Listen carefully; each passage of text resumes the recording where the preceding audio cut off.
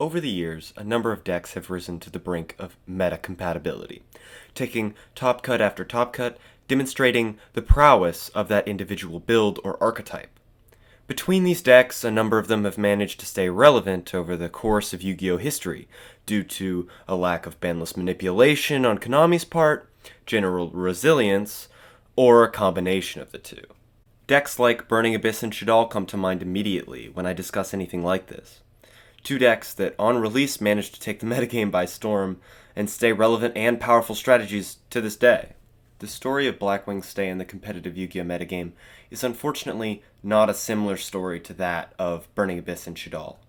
I'm here today to talk about the rise and fall of the Blackwing archetype, what exactly made the deck great in its heyday, and what eventually pushed it to the brink of complete irrelevance. Blackwing made its first appearance in the Yu-Gi-Oh! TCG within Crimson Crisis on March 3, 2009.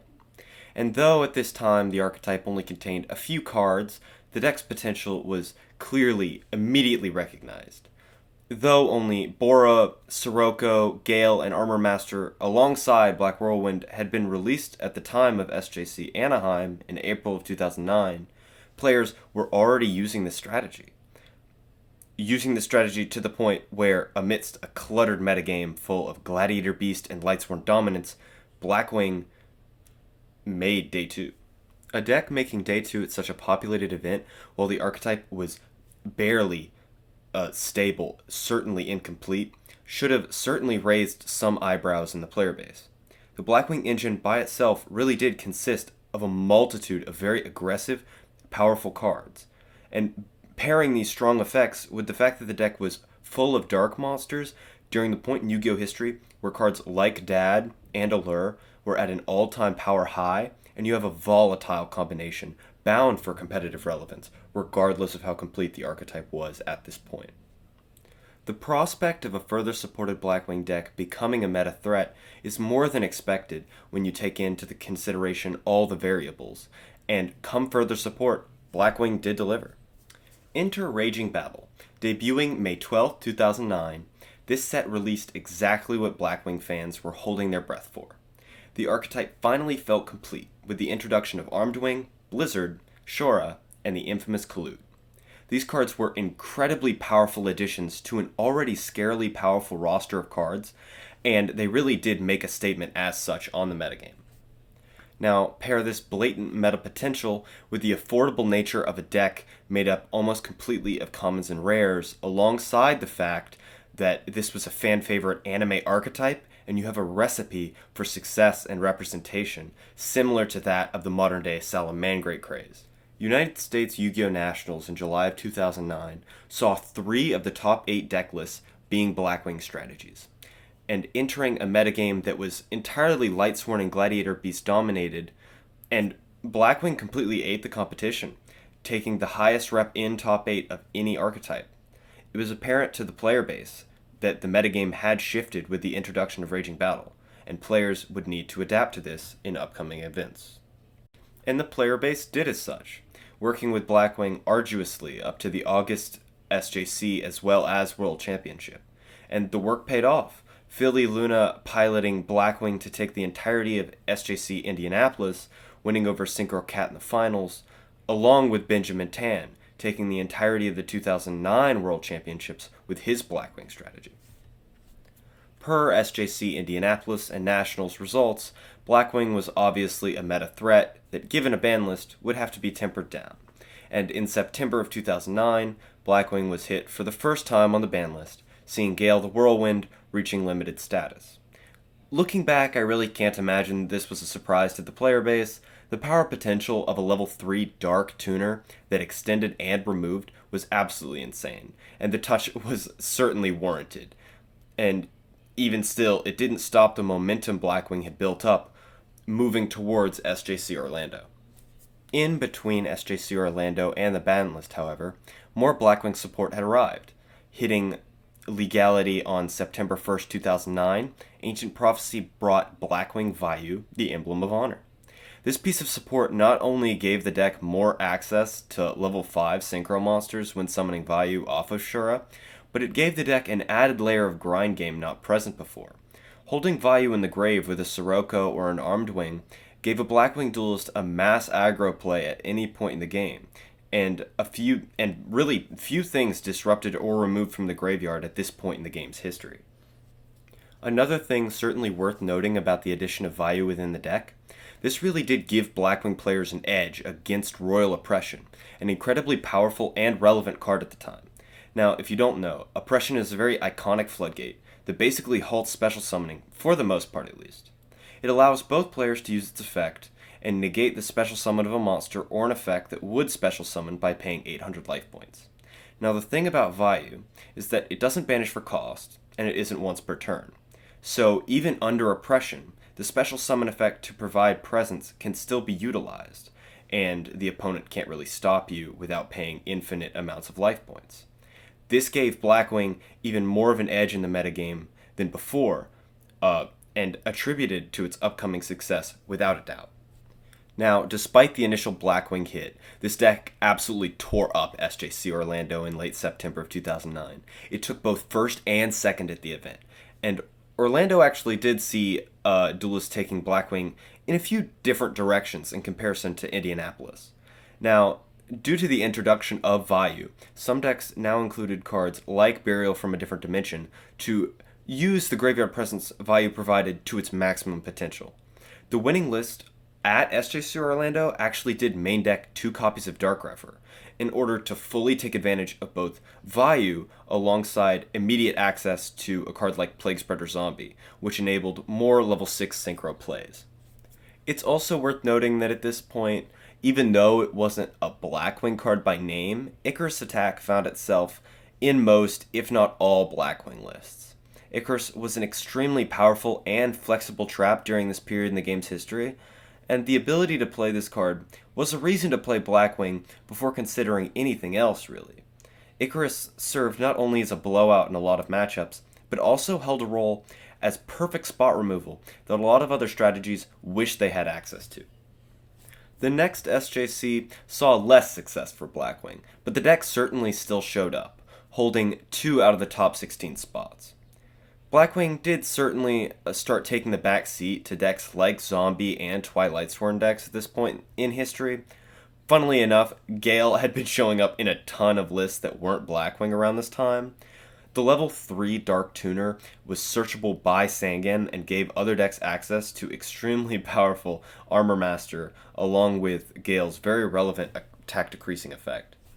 Now come SJC Los Angeles entering 2010, and it felt like more of the same for Blackwing. The deck was struggling to maintain competitive relevance in terms of representation, taking only 1 spot in top 16, getting shoved out by a mass rep of both Lightsworn and Zombie variants. This wasn't entirely surprising, as with the release of Briannic Dragon of the Ice Barrier in late 2009, decks like Zombie got a significant boost in comparison to a deck like Blackwing. Of course, Blackwing would play this card, but wasn't improved as drastically as a strategy like Zombie. Now, in March of 2010, Konami went to work once again to address the issues the player base had with the format, and a ban list was introduced. Although Blackwing wasn't the biggest victim on this ban list, it was certainly damaged. With Black Whirlwind being semi-limited and Allure being limited, the consistency of the deck certainly did suffer. However, it was arguably a victory that Blackwing was only hit to this degree, as Zombie on this list saw a limit to Mizuki, Briannic, and Burial from a Different Dimension. Now, along with Zombie, Twilight Sworn was also hit fairly hard on this list, seeing a limit to Chaos Sorcerer, Lumina, and Charge of the Light Brigade. It's fair to say that after this list, the meta really did break open, no longer really contained by the powerhouses of Lightsworn and Zombie.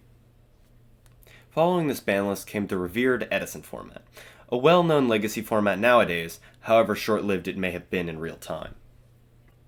SJC Edison occurred April 26th of 2010, and Blackwing once again proved that it was a meta contender, taking a spot in the top 16, surrounded by an extremely diverse field of decks, including but not limited to Gladiator Beast, Quick Draw Dandy Warrior, Caliber Cat, Lightsworn, and Gravekeepers.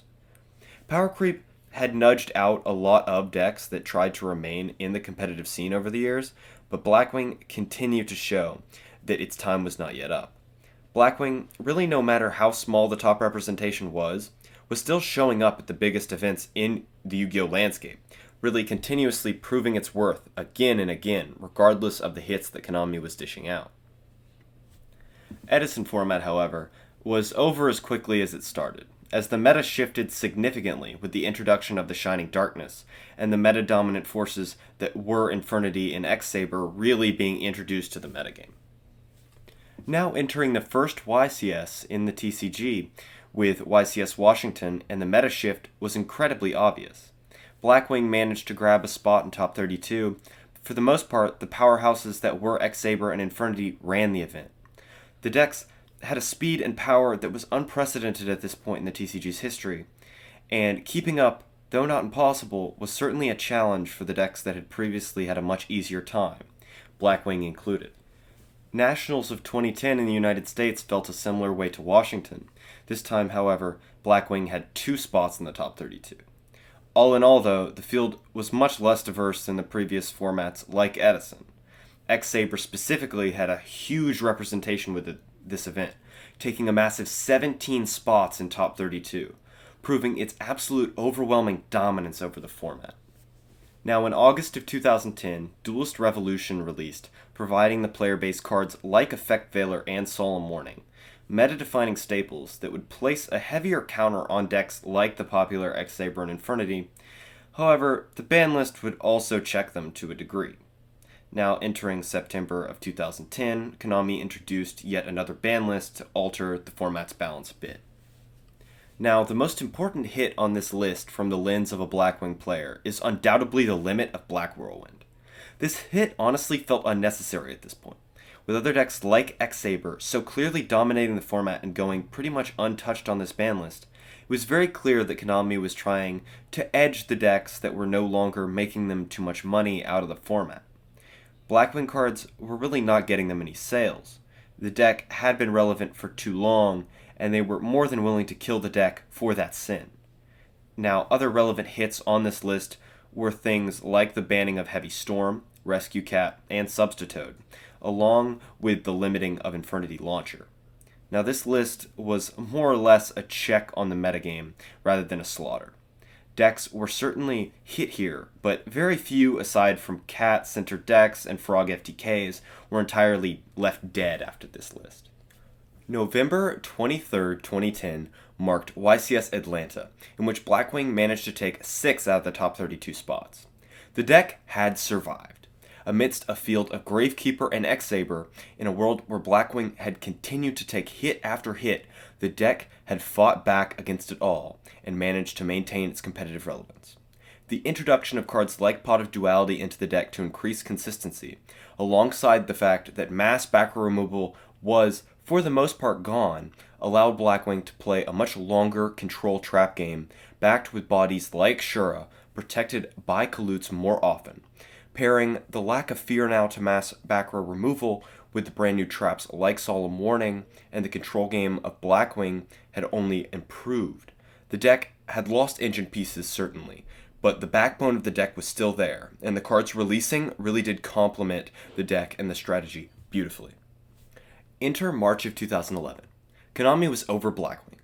Although Blackwing hits were only part of this list, obviously the continued representation of the deck through banlist after banlist is not something Konami generally likes to see, and it was only really a matter of time before they finally went far enough to kill the deck. The March 2011 banlist saw the limit of Kalut, along with the semi-limit of Icarus attack.